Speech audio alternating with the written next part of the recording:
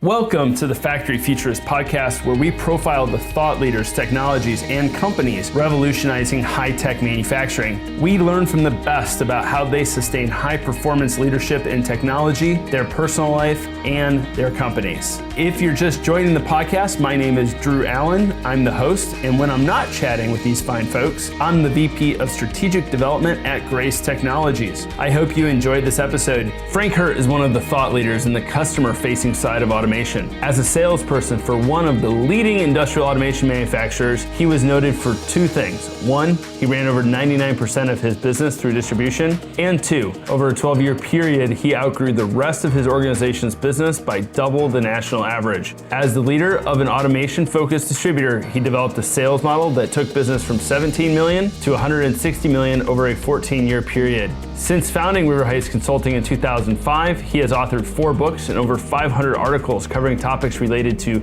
knowledge-based distribution. His book, The Distributor Fee-Based Services Manifesto, has been used as a model by distributors across the industrial lines of trade. His newest book, Plan on Breaking Through, Customer-Based Strategic Planning for Sellers, extends the concept by demonstrating how distributors must match their services to customers who value their work. Hurtte has consulted with manufacturers and industrial distributors literally around the world. For the past decade, Hurtte has been following the evolution of distributors. He's documented some marked changes in the way different types of distributors operate and goes against the grain in the way he sees the future. While most consultants dwell on mega distributors and online parts guys who sell brown boxes, Frank works with companies who combine high-end services and technical prowess to help customers generate bigger bottom lines and bigger end products. Instead of a tale of woe, he preaches positioning for a bigger future. I'm excited to have Frank on because I know through the last crisis in 2008, he helped out our business and we came out much stronger on the other side. I hope you enjoy this podcast as much as I do. I hope that everyone is staying safe and doing their best to support the country during this time.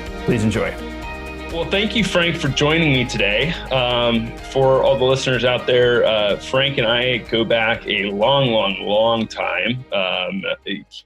Frank, you started, we were your first client after you left Van Meter, as I understand it, right? Yes, Drew, you were. As a matter of fact, here was my plan. After leaving Van Meter, I was going to take a couple-month hiatus, go to Mexico, live the good life, and drink Coronas on the beach. And then your father called and said, "Hey, I heard you started a consulting company, and I want to be your first client." So, yeah, Dad's always pretty forthright. He's always forward-thinking in that way. Frank, can you share a little bit about your background and just bring people up to speed a little bit on why we should be listening to you today? Oh, okay. Well, did I mention the fact that I'm the hero of American youth and that I know what happens to the light bulb when you close the refrigerator door? But seriously, here's my background in a short burst. I graduated from school as a computer engineer. I had dreams of inventing a computer that would do all of my work for me. It was kind of inspired by a kid's book that I read when I was in 3rd grade called Danny Dunn and the Homework Machine. I recommend it to everyone. I went to work for Allen Bradley, which later became Rockwell.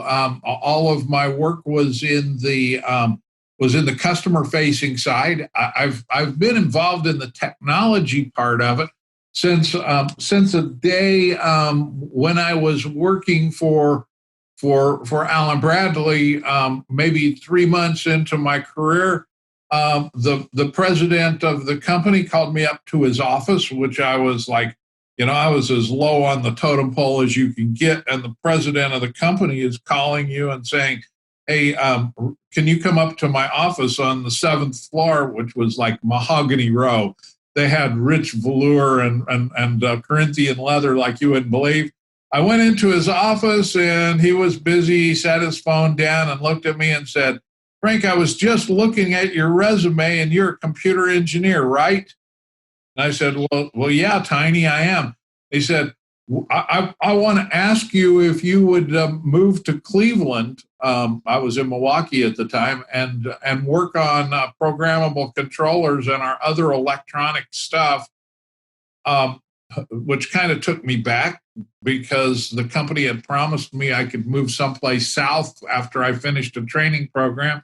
I said, geez, tiny Cleveland, I'm not sure. And he said, did I happen to mention to you? And when he said that, I was just going, holy cow, this is the guy that could fire me without even making an excuse up. He said, did I happen to mention to you that when we transfer people, you get an extra week's vacation and an extra month's salary for the move? I said, okay, when do you want me to go to Cleveland? He said, next week. And so that was in the days when PLCs were so early stage they didn't even use electronic memory. They used memory that was like a core magnet Cheerio that had wires run through it. And the largest PLC that Alan Bradley had at the time was 8K. Wow. 8 meg, not 8 gig, 8K. And so I went over there and started working with PLCs and got involved with kind of the cutting edge side of manufacturing. I moved to Iowa on what was supposed to be a 1.5 year long project to help introduce PLCs, and ended up staying here. Worked for Rockwell, then went to work for Van Meter Industrial, which is a company that was the Rockwell distributor. I got involved in all kinds of various things. Found my way to AHTD, where I was the president of the association, which was a heck of an honor, and worked for them for 14 years. During that time, we grew the business dramatically. We were blessed with plenty of success and a booming economy and lots of talented workers. After that sale, I kind of felt like I was not really needed anymore, and I founded River Heights Consulting in 2005. Since that time, I think I've written. I won't even go into. I've written over 500 articles that have been published on things that all are tied to the customer-facing side of manufacturing and the customer-facing side of automation. The message that I have for people that are in this is that A, you got to know what you're talking about. B, you have to understand your customer's problem. So along the way, I studied lean manufacturing when it was first coming into play. And tons of other manufacturing-oriented books, and try to bring all of that to my clients at River Heights Consulting, which is caters to businesses that are in the automation side, whether they be systems integration houses that are actually doing programming and work that way, distributors and manufacturers like Grace Engineered Products. So, Frank, suffice it to say, sorry, which year did you start with Rockwell? Oh my God! Oh well, hey, yeah, that's an easy one because Rockwell didn't become Rockwell Automation, I think, until like. Alan Bradley, sorry. Okay, I'm good. Okay, so I was trying to lie out of that one.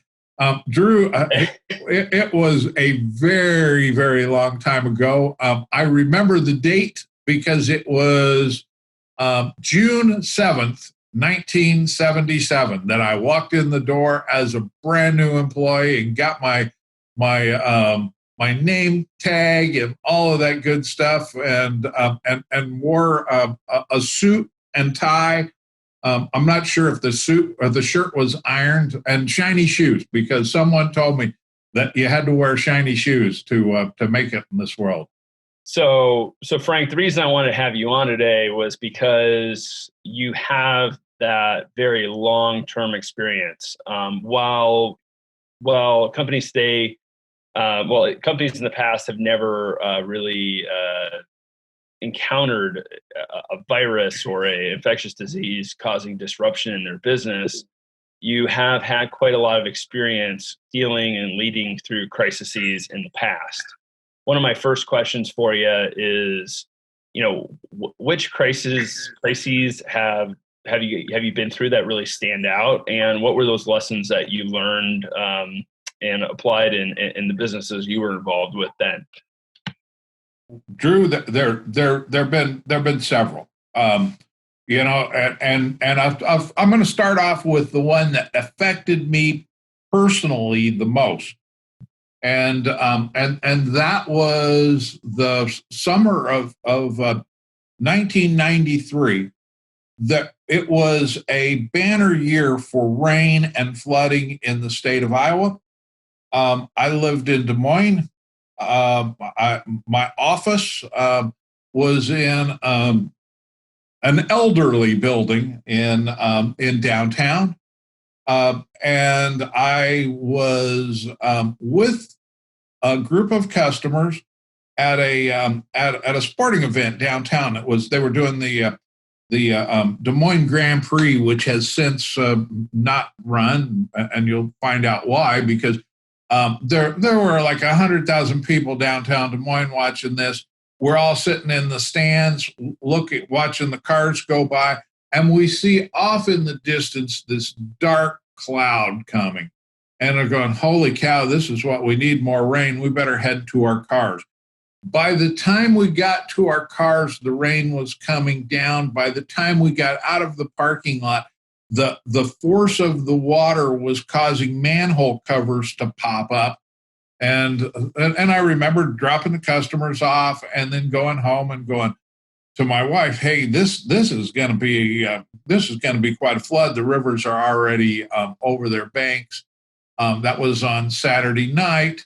I woke up on Sunday to a phone call. The phone call wasn't for me. It was for my wife, who served as the head of the volunteer organization for the Iowa Red Cross.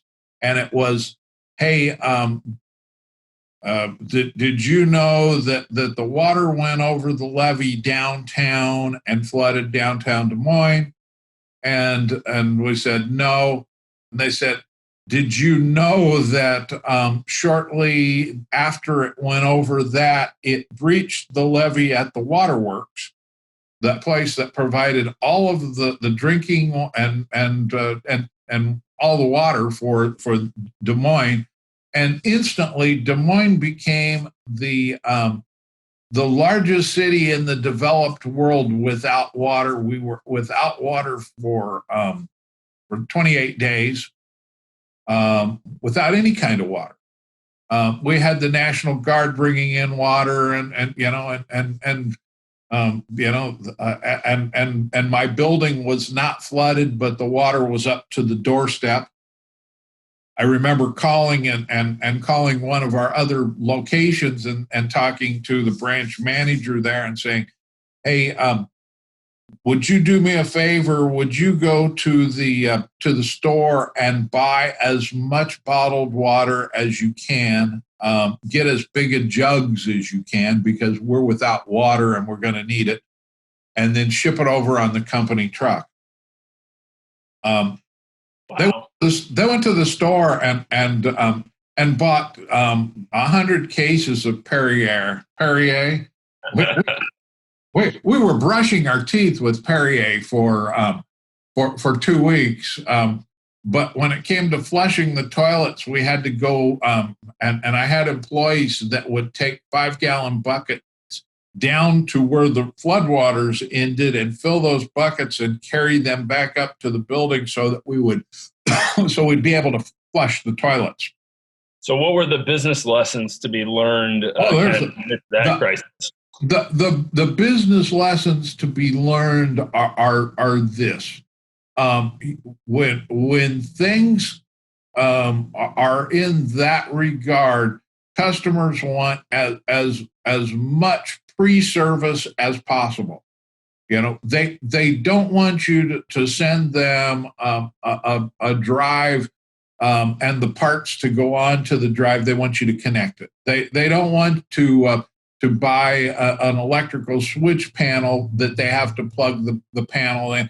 they want to have everything all together, and they want to have it all at once whenever possible. The other thing that we learned was supply chain, getting things and having them available and being ready to deliver them was critical nature. Now that was a very, very localized thing, but and certainly not like this global deal we've got going on with coronavirus. But it still had impact. I can only imagine that this is going to be a worldwide version of what we went through in Des Moines, and what we went through in Des Moines was okay. We think the crisis is over. Okay, we think we're ready for business, and then where's the business at? It didn't come, and we're sitting there going, holy cow, are things going to come back? And then when they come back like a tsunami. It just is like goes from you're sitting there twiddling your thumbs wondering if customers will ever call to a time when you wonder if you'll ever have time to get up and go get a drink of water or stretch your legs, because it just comes in a blast. I believe that there will be such a pent-up demand for our kinds of products, especially in manufacturing, especially tied to some of the products that we've decided we need and we have to rely on other places in the world. There will be such a push for those kinds of products once this thing, the main part of the storm blows over, that it's going to swamp our whole industry. So, Frank, what do businesses, whether they are distributors or manufacturers in the industrial space, what do they need to be doing today to first make sure that their business survives through this, but also does better or is more successful or thriving after the storm is gone? A couple of things, Drew. I believe that, and this is going to sound like I'm running for office because I hear politicians say this way too much. I think transparency is important. I think that we are going to have to become really good at reaching out to our customers, even now, even at a point when they're working from home and not super busy and are wondering what's going to go on. We have to reach out to them and tell them, here's the situation, here's what we're into, here's what we've got going on. Here are all of the things that we're concerned about. What are your concerns for the future? How can we start lining up some of these concerns? So that communications with your customers is very, very important. On the manufacturing side as well as on the distributor side, I think it's important to start looking at and developing an understanding of what are going to be the bottlenecks. Because it doesn't matter if you're building a $500,000 machine that makes the dispensaries that solve our problem with this virus. It's going to be some little thing, some little component, some 29-cent item that keeps that $500,000 world-saving machine from going. You need to start understanding which ones of these things are going to be the stoppers in the cork, and what is the concerns that we have towards getting them. Where could we find them? And if we can't find them, what can we do to work around the problem? On a side note on there, Frank, do you think that this might be a little bit of the beginning of the end of just-in-time inventory systems, and do you think that it's going to lead to higher inventory being on balance sheets in the future? I'm not certain that I am expert enough to have an expert opinion, but here is my semi-educated semi-informed thought is that the costs of having work in progress are so high that I'm not exactly certain that that in a modern era that we are ready for the built-in cost of all of that. However, I do believe that we will get into a study of supply chain, of reliable supply chains, of having redundant supply chains, and of having supply chains which aren't all focused in one country or one area of a country, because it really does not matter that much of whether we're talking about foreign borders or regions in the country. If the only place in the world that makes a widget is Houston, Texas, and a hurricane comes through, you have the same supply chain issues there as you would if it was located in outer Mongolia and it was impossible to get that way. So you think we're gonna be seeing manufacturers who, traditionally have had maybe one large line in one location, or multiple large lines in one location? You think they're going to be looking at geographical risk? I know that's very common in data centers today. They do a geographical risk profile on everywhere that they put a facility, but I've not heard much talk about that from a manufacturing or a supply chain base. I think that there are people that have been looking at that. I think there are, in fact, in some consumer products where they lean heavily on Asia or India for product, who have built surge plants, if you will, or whatever. I'm not exactly sure what the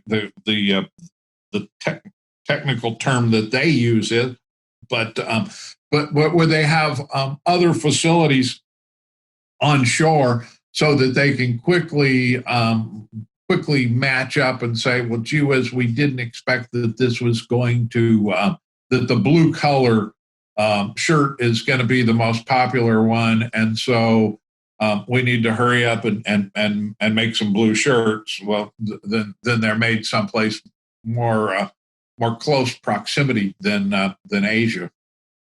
Okay. So what else do distributors and manufacturers need to be doing today to mitigate, to make their companies thrive after the end of this crisis? Okay. Let me address manufacturer versus distributor, because I think there's a little bit of a difference in the way that they operate. For distributors, I think that this is going to be a one of those events that teach us how to get around and communicate with our customers, how to share information, how to push information and solve problems with our customers a little more efficiently. In some ways, the world hasn't changed that much since that 1977 when I started working for Allen Bradley, and from a standpoint of a distributor. Here, and we'll talk about, here's a distributor that's located in, we'll pick on Iowa for a second. For those of you that are elsewhere, understand that Des Moines, Iowa is the capital of the largest city, and it's right in the center of the state. That's where a lot of distributors have their offices, and salespeople are located there. A customer has a problem in a remote area of Iowa, and it wasn't uncommon for there's a problem. In 1977, what do? We get in our car and we drive 2 hours to the customer, and we go in and we look at it and we go, oh yeah, here's your problem. You've got dirt getting into the getting into the photo eye. So let's take care of that, and your problem will be over. And then you get in your car and you drive 2 more hours, feeling wonderful about how you saved the world and saved the planet, and everything's good. Today, we've got cell phones, we've got computers, we've got the internet, we've got all of this technology, and largely that's the way that distributors still solve the problem. A sales guy hops in his car and drives 2 hours and goes down there and looks and goes, yeah, you've got dirt, and here's how to solve the problem. Well, I think that what's going to happen is we're going to develop some habits, and those habits are going to be, oh, hey, you've got a problem? Hey, why don't you turn your cell phone on and let's do FaceTime? Okay, now point it at the machine. Gee whiz. Yeah, okay, now point it at the sensor. Wow, look at that pile of dirt. Why don't you try cleaning that dirt up and then call me back? All of a sudden, we've got the problem taken care of. We didn't spend 4 man-hours of driving someplace. The customer is up and running faster, and they're happier, and everybody lives happily ever after. And for some reason, people have not embraced that to the manner that we think they should. Here's another perfect example. I'm guessing that if we were going to be doing this particular podcast 3 weeks ago, that what would have happened is you would have called me and said, hey, Frank, why don't you come over to my office and we'll sit around a microphone and we'll do this podcast, and everybody will at the end we'll shake hands, and you can go about your business and I'll go about mine. Well, right now, here we are, separate from one another. We're not even using a phone line. We're using the internet to connect up. We're going through all of this, and guess what? It's going to turn out wonderfully. Now that's for distributors. For manufacturers, I think of this. We talked about redundancy in manufacturing. We talked about having different kinds of plants. In some instances, we're going to have a plant on the West Coast, a plant somewhere down in Texas. I'll pick on Texas. I'm an expatriate Texan. So we'll say we have a plant on the West Coast, a plant in Texas, and a plant in Boston. And they're all three very, very similar. As a matter of fact, they've got the same machinery. And right now, we've got 3 different guys who kind of sort of understand the manufacturing equipment in each of those. Well, guess what? We've got the capabilities today to do remote monitoring and do remote programming and do remote tweaking of the equipment live and in person, or live via the internet. Exactly the same techniques, exactly the same everything. The only difference is you don't have an engineer wasting 2 days flying to that plant in Texas, or flying from the West Coast to the East Coast. And you get problem solved quicker and raise the manufacturing efficiency of the plant. At the same time, we still have issues and places where people are making judgment calls every day. They walk by a compressor and go, "You hear that strange noise?" Yeah, we think it's got a bearing going bad. Okay, well, what are we going to do? Well, we'll either wait until it fails and fix it, or else we'll take care of it this summer when there's a plant outage. We've got the ability now to use artificial intelligence and use the internet to monitor for sound vibrations, temperatures, and all of that kind of stuff, and have it come to someone who is an expert on a piece of equipment, who goes, I've seen this kind of equipment 47 times. I know exactly what that means. We need to change that front bearing, or we need to do this, or it's low on grease. All of those kinds of things are going to improve the efficiency of manufacturing and save us time, effort, money, and also keep our supply chains going, which seems to be on everyone's minds these days. So, Frank, I want to switch gears just a little bit. Today, news came out from a couple of the investment banks. Mnuchin, the Treasury Secretary, yesterday said basically he was looking at potentially 20% unemployment. I believe it was UBS or Deutsche Bank that said that they were looking at a 12.5% drop in second quarter GDP. China was looking at a 31% drop, I believe, in the first quarter. How resilient do you think that the industrial business is going to be throughout this? Are there any? Have you found any good resources for people in the industrial space to try to help forecast their sales moving forward? I do not believe, first of all, that anybody really truly has a good handle on it. Thankfully, I'm not being interviewed by Maria Barcelona on TV, where she would be, really pressuring me to come up with a number. I would say this: after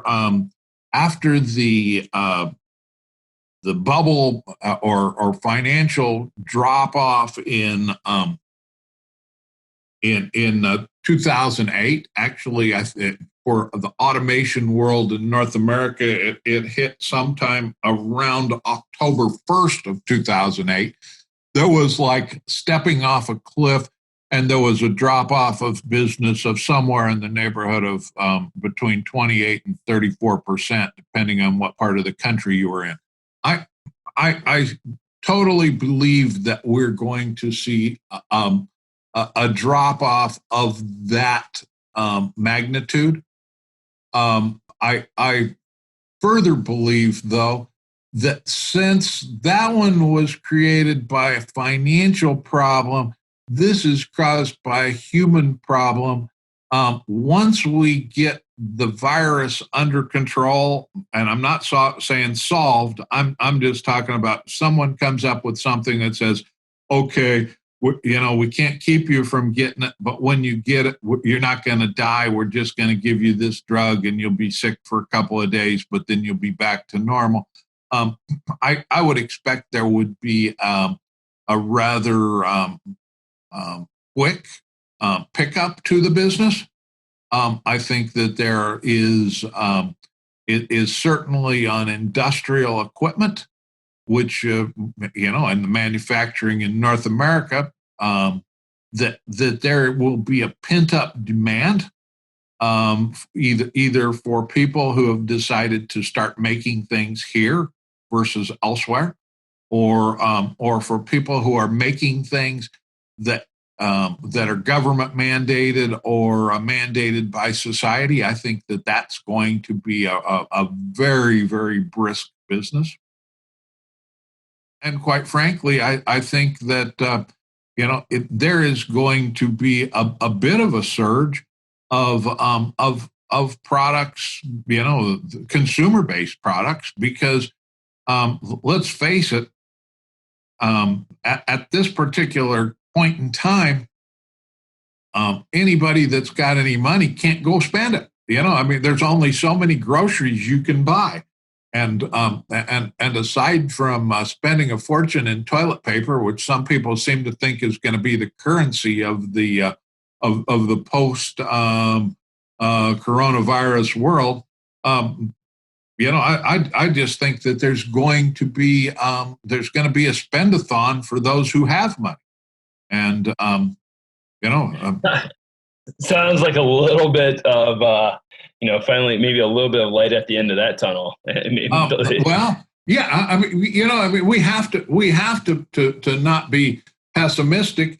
I come from, I have two small two small towns that I claim as my hometown. One of them happens to be in central Illinois.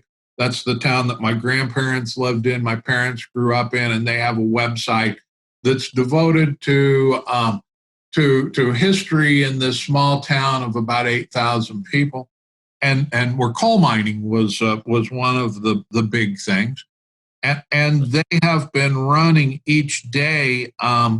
And I don't know how they've matched it up, because it's not like a one for one on this day in 1919, but during a series of days in 1919, we've been reading the news from the Christian County papers, where they talked about first, the government says we need to limit exposure of people to the Spanish flu, and the deaths were happening in a community that maybe had 12,000 people in the total community.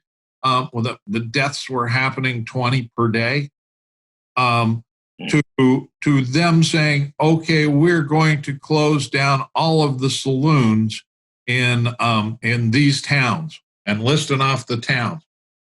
Which is kind of mirroring what we're doing right now. The only difference is back then we had nothing. People, and furthermore, my ancestors were either farmers there or coal miners. So can you imagine working in a cramped-in space down underground with a team of about 10 people, breathing the same and coughing up coal dust and Spanish influenza virus? People died, and you know what happened the next year, 1919. Okay, and we had that terrible thing, and then the next year was the start of what? The Roaring '20s. So so it comes back, and and I think we're far more lucky than our forefathers, for sure. Yeah, no, absolutely. And we actually have medical care. Yeah. Well, they had medical care then. They took them to the hospital, and they died. Well, I hope the situation is better than that for here. We're getting away from technology and manufacturing, but yeah, I have every reason to believe that no, we have no other way to believe except to say this thing's going to end, and when it ends, we might be down 20%, we might be 20% unemployment. That won't be a new world's record for the U.S., even if it's 20%. And furthermore, we will work our way out of it, and we will create something that I hope is better on the other side, and I'm quite certain it will be. So, Frank, there's kind of three different groups of people I kind of like for you to speak to. One is just the frontline worker, whether that's the customer support person working at the distributor, the manufacturer, or the salesperson. The second is kind of the manager who's looking after those team members. And then the third is the executive leader. What different advice do you have for those kind of three different levels? And how would you encourage them over the next few weeks? The first thing, let's talk about the customer service, the sales guys, the people who are looking at and studying their customers, and providing solutions and suggestions for solutions and expert advice to their customers. This is a time to better understand your customer. This is a time for you to stay in contact with your customers, even if it's to call and say, "Hey, are you still well? Is there anything else I can provide you? I'm not going to bug you with a sales pitch, but if you have a problem, I have the resources to assist you, and those resources are going to be different than you're used to. Instead of me hopping in my car and driving 2 hours to see you, I'm going to invite you to come on to a video chat. Instead of me coming all the way over there to look to see if you've got dirt on a switch, I'm going to ask you to turn on your cell phone and show me a picture. I'm going to do all of those things for you. And if I happen to have an electronic web store, I am going to use that electronic web store to not to sell you stuff, but to send you the product data and the product data sheets that you need if you're working from home or if you're hunkered down in the back office, away from your normal group of people, away from your catalogs, away from all your drawings and whatever. I'm going to send that information to you electronically. And if you don't have it, don't worry. I can get it and I will send it to you, even if I have to scan it out of my own personal catalog. That's the first thing that I would say to those people that are facing the customers. I would be very, very open with my customers and say, hey, here are some of the products that we think will be in short supply. And here's a special word for distributors, that sell, for instance, like lighting. Most of the LEDs in this world are made in Asia. We could have an issue with supply on those for a longer period of time. Identify that with your customers. Talk to your customers about other options. We still have some old technology that will work. Recommend that. If need be, reach out to competitors. Reach out to people who are who sell the same kinds of things that you, and establish a relationship there where perhaps you can help your customer by bartering some of your inventory for some of their inventory. We're in a crisis situation, so competitors help one another so that we can help and have healthy customers. So that is for the customer-facing people, manufacturers and distributors. The other thing I would tell people is this. I was invited this morning at 10 o'clock in the morning to visit the director of the River Music Experience in Davenport. That's for those of you that are outside of our area. That's a quasi museum. What it is it is something that brings music to kids and adults alike. Provides music, entertainment, and education, and it's closed because of mandates from the state. The director of the educational part is holding a 1 hour little musical education program and broadcasting it live on the internet. I only had a chance to watch 10 minutes, but it was great. It was something that should have been done a long time ago, but all of a sudden, necessity forced it.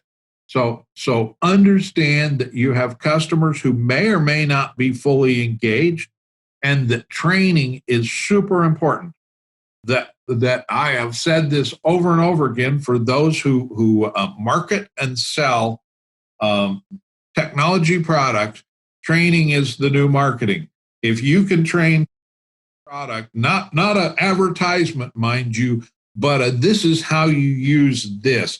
This is how you apply the Internet of Things to solve problems. If you train people, they will remember that, and they will remember you. So that's another thing for those people. Moving. Now what about the managers, Frank? I was getting ready to say, let's talk to the managers. here's the issue, Mr. Manager. You need to protect your employees because many of them are going to be young, gung-ho people. I couldn't help but notice the other day a group of on TV, an interview with young people who have braved the coronavirus, not to do something good for humanity or mankind, but to go to the beach in Daytona. And seeing that, younger people, and I'm not saying this as a slam, I'm not a millennial basher by any means, shape, or form, but younger people tend to be bolder and more willing to take risks than older people. And you are going to have young salespeople and young people who are going to say, hey, this customer's got a problem and I'm going to solve it. By golly, coronavirus be damned, full speed ahead. You're going to have to set some guidelines for your people. And why do I say you need to protect your people? Because in our world, and this is the world of people that are engineers, technicians, experienced machine scientists and computer programmers, we are facing a crisis-like situation in terms of shortage of supply. There aren't enough of them to go around, and you sure as heck don't want to lose any unnecessarily, whether it be by health or else by unnecessary layoffs. Because if you can't, if you can't keep your people, if there's a crisis, and Lord knows I've been in business now for 20 some years. I'm in business for myself, where I'm making payrolls and all that good stuff, and so sometimes you have to sacrifice, because if you can keep that employed, he's going to help or she's going to help you grow when the time comes, and they're in short supply. For the people in Mahogany Row that are sitting in the C-suite offices, I'm gonna. Does Mahogany Row exist anymore, Frank? Pardon me? Does Mahogany Row exist anymore? I can't help but believe. No, and I've been in some. Yes, they still have those kinds of offices. They're out of style now, but sometimes we inherit them, and you can tell. This is the guy that's sitting in the corner office with windows on two sides, and an office chair that costs more than your car. No, that's not true, because that is so cliche and 1970-ish. But anyway, I'll make some fun. Here is the issue. It is going to be very, very tough. Sitting with your stockholders and sitting with all the people and saying, we need to protect our infrastructure. We need to do things. But I truly do believe that the government is setting some really, really expectations. Normally applies to high expectations. They're setting some expectations of terrible turmoil. And that's going to be in your benefit. I would, however, go through and encourage your line managers and encourage the people who are in the worker bee roles to make absolutely certain that they take note of what we're going through today. And look at it as a period of innovation of the way they do their job, as opposed to as a time of pestilence and torment. Because there are going to be some very, very good innovations come out of this. There always is. Recessions drive change and drive improvements in business, and this one is a recession, not only of financial, but a recession of people. And I just can't help but believe that right now there's someone who is sitting and working from home who is thinking about, or who has noticed, hey, gee whiz, I've just, because I'm out of my comfort zone, I've just discovered something that works better, faster, easier, and cheaper than what I was doing before under quote unquote normal circumstances. No, that is great advice, Frank. Is there anything else you want to leave the listeners with? Yeah, I do. I truly do believe that I want to say a couple of different points that I believe are important for our business and for our country. Is that, first of all, we are short on qualified workers. We need qualified workers. We need to work to help people learn about our industry, which for some reason is not all that isn't considered that sexy in the sense of things. But to me, without us, that's people that make things and provide technology solutions. The world would not be what it is today. We need to push the message out to young people and to people who are my age alike, and that is that the world is not going to be a pleasant place for people without skills and the ability to learn skills. So we need to not only teach people how to do things, but we need to teach them how to learn. And finally, and this is a personal note, we have been very fortunate because we have, if you look around the U.S. and Canada too, we have had a number of people who are not from here. And in other words, they weren't born here. They were smart and intelligent and came to the U.S. and Canada to take advantage of